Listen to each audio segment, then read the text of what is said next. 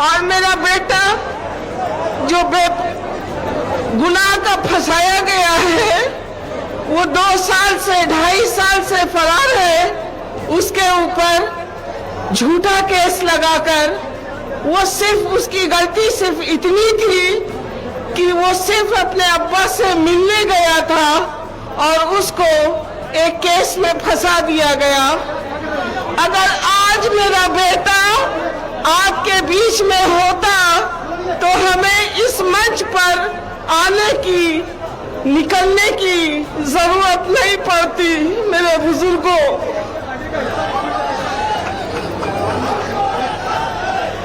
आपके भाई मेरे बेटे के ना होने की वजह से हमें इस मंच पर खड़े होने की निकलने की सांसद जी ने कहा कि निकलना पड़ेगा और आपको हमारा खत हमारे भाइयों को हमारे बुजुर्गों को सुनाना पड़ेगा। नौजवानों, साथियों और मेरी माँ और बहनों, अस्सलाम वालेकुम। सबसे पहले मैं मुस्लिम भाइयों, हिंदू भाइयों का शुक्रिया अदा करना चाहता हूँ। एक माफी और चाहती हूँ।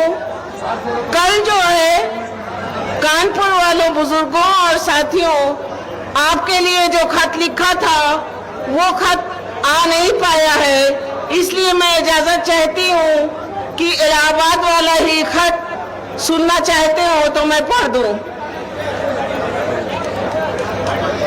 बुजुर्गों, साथियों, नौजवानों, अस्सलाम वालेकुम।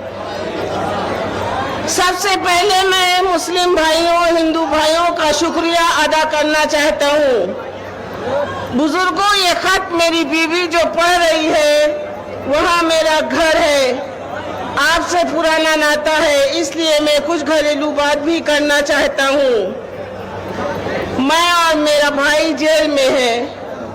बड़े बेटे उमर को फर्जी फंसाकर इनाम रखा गया है। बड़ी मजबूरी में मुझे मेरी बीवी से कहना पड़ा कि मेरा यह खत आप ही पढ़ो। शायद मेरे वालिद जिंदा होते तो अपनी बहू को इजाजत न देते। आपने कम से कम 35 साल से हमें अपनी बेपनाह मोहब्बत और अपनी दुआ दिया और मुझको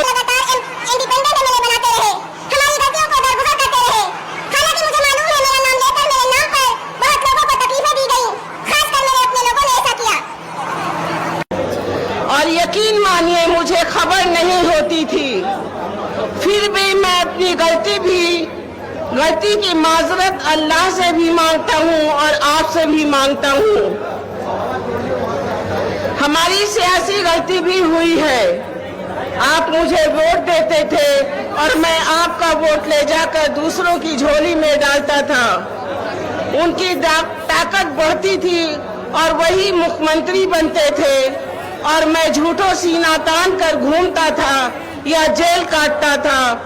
हम सबको चाहिए था कि अपना एक कायद रहनुमा चुनते। इस गलती का खामियाजा पूरे हिंदुस्तान का मुसलमान भुगत रहा है।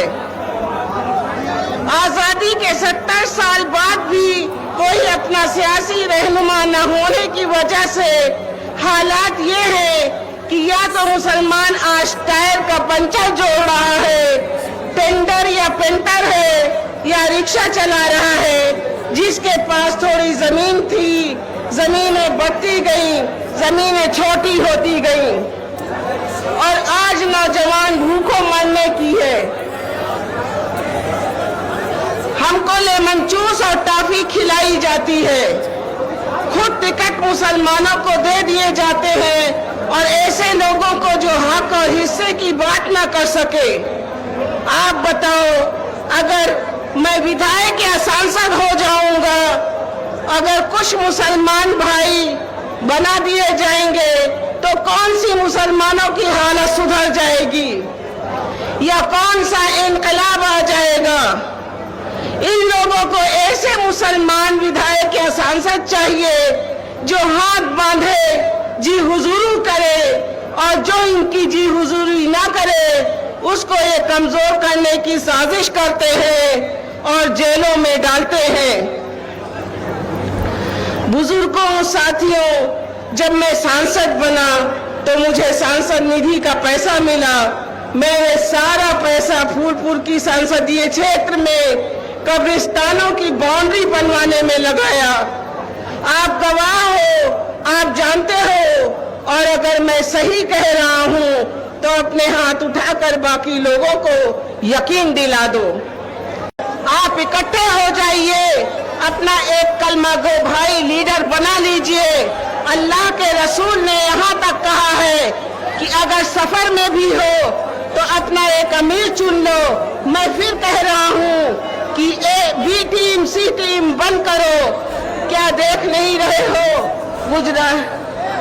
गुजरात में बीजेपी की सरकार है। मेरी बड़ी ख्वाहिश थी ओवैसी साहब से मिलूं, एक तो मुझे रूहानी सुकून मिलता और मैं उनसे उत्तर प्रदेश के बारे में सियासी बातें करता, लेकिन बीजेपी ने हमको मिलने नहीं दिया और ओवैसी साहब जैसी शख्सियत जो कि सांसद भी है उनको लौटा दिया। फिर कहता हूँ, बहकावे में मत आओ। आज या हम लोगों के मरने के बाद एक मुस्लिम रहनुमा तो चुनना ही पड़ेगा।